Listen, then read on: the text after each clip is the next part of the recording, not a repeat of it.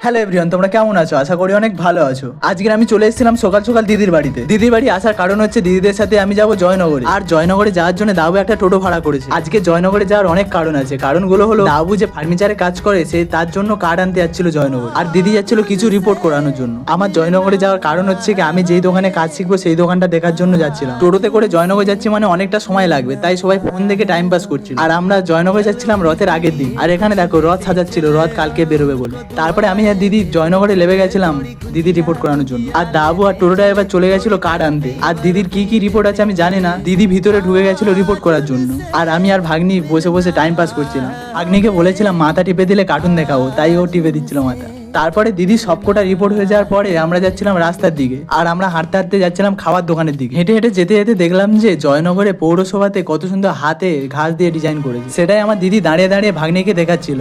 তারপরে আমরা ওখান থেকে হাঁটতে হাঁটতে যাচ্ছিলাম ট্রেন লাইনের দিকে, কারণ ট্রেন লাইনের ওপারে খাবার দোকান। আর এখানে আস্তে আস্তে গেট পড়ে গেছিল কারণ ট্রেন ঢুকছে।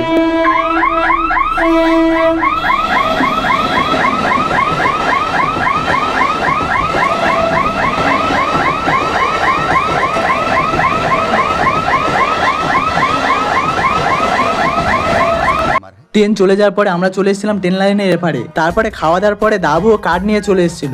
তারপরে আমরা সবাই মিলে চলে আসছিলাম বাড়ির দিকে। চলো তোমাদেরকে মেঘলা ওয়েদারে কিছু ভিউ দেখাই।